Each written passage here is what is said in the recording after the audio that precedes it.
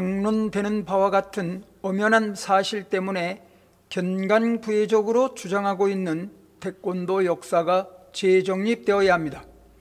태권도를 유구한 5,000년의 역사를 가진 우리 고유의 전통 무도라고 주장하는 것은 정보통신사회인 현 시점에서는 허구입니다. 발전이란 명분을 내세워 앞만 보고 달려왔다면 이제는 내실을 다져야 합니다. 모방도 창조입니다. 가라데를 모체로 근대무술로 시작된 태권도가 스포츠라는 성격으로 세계화된 것 그 자체로 태권도는 우리의 것이 분명한 것입니다.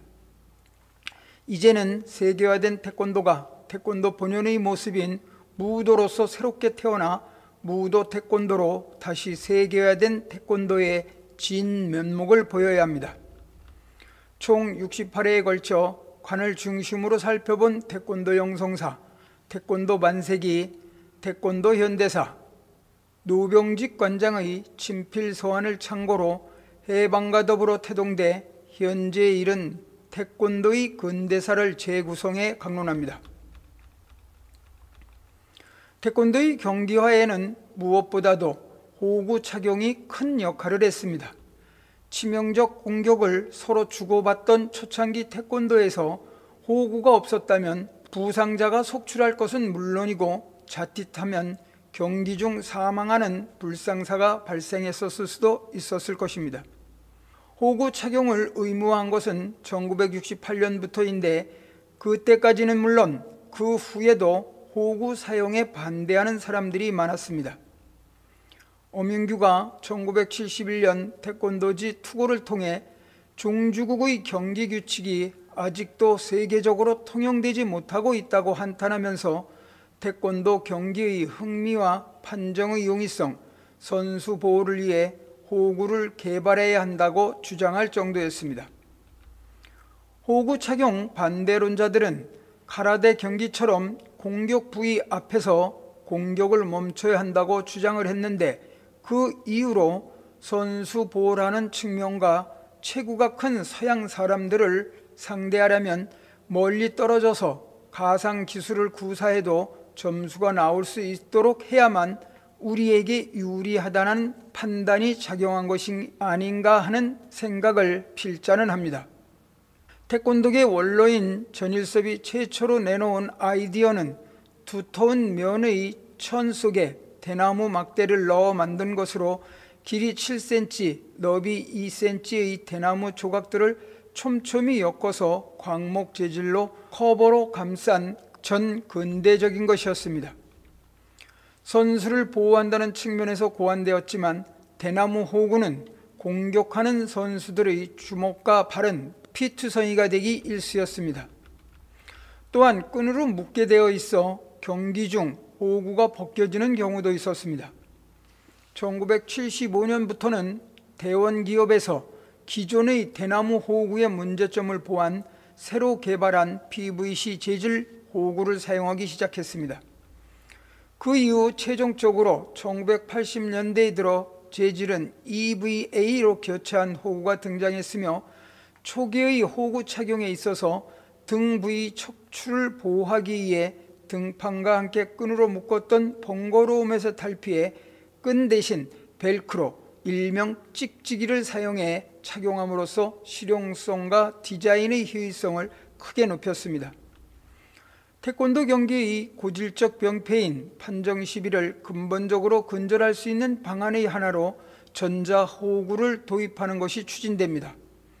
태권도 경기에서 편파 판정으로 올림픽 퇴출이 언급되자 이에 대한 해결책으로 전자호구에 대한 도입이 본격적으로 추진되고 제품이 개발됩니다. 하지만 초기에 호구가 등장할 때와 같이 태권도 기술체계의 단순화와 파워풀한 기술이 구사될 수 없다는 논쟁이 똑같이 일어나 갑론을박하다 올림픽 퇴출의 결정적 요소로 작용할 것이란 의기의식에 결국은 2010년 광저우 아시안게임에서부터 본격적으로 전자호구가 도입돼 현재에 이릅니다. 전자호구에 대한 무조건적 신뢰는 한때 태권도계뿐만이 아니라 스포츠계 전반에 걸쳐 광범위하게 도입되는데 펜싱이 성공한 경우라면 야구는 실패한 경우이고 태권도는 절반의 성공이라 할 수 있습니다.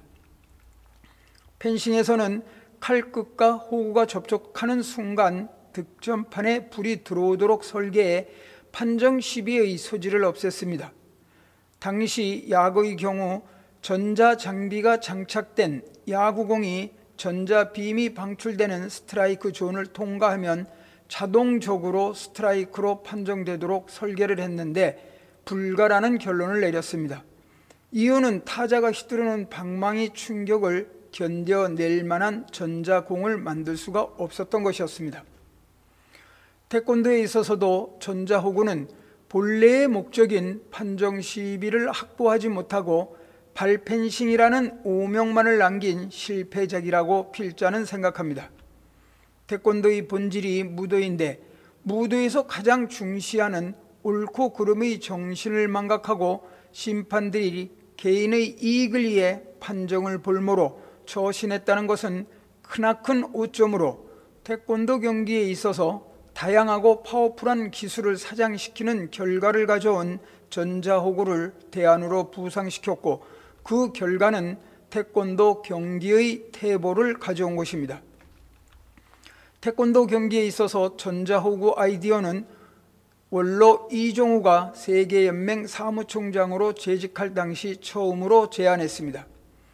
1991년 5월 자그레브 월드컵 대회 때 각국 임원 코치들에게 첫 개발품을 선보였고 1993년 뉴욕 세계대회 기술위원회와 집행위원회에 개선된 개발품에 대한 설명회를 가졌습니다. 해외에서도 전자호구에 대한 연구가 활발히 진행되었는데 미국 및 오스트리아에서 개발된 제품에 대한 성능 실험을 국기원에서 몇 차례 가졌습니다. 특히 태권도 8단인 제미 변호사 이태희가 개발한 호구는 펜싱 호구와 같이 무선 장치를 이용 경기 때 충격을 전자신호로 바꿔 득점이 모니터와 전광판에 나타날 수 있도록 획기적으로 개선시켰습니다. 하지만 1987년과 1988년 페어플레이 1, 2로 명명된 전자호구를 내놓았으나 제작비가 비싸고 무겁다는 문제점을 갖고 있었습니다. 다시 단연간의 연구 끝에 무게가 가볍고 전기를 통과시키는 특수화학 섬유를 개발해 페어플레이 2000을 내놓았고 그 이후 전자호구는 발전을 거듭해 현재 이루고 있으나 판정 시비의 종식과 태권도 발차기 기술의 화려하고 파워풀한 동작을 구사하기에는 미흡한 미완의 작품이라고 필자는 생각합니다.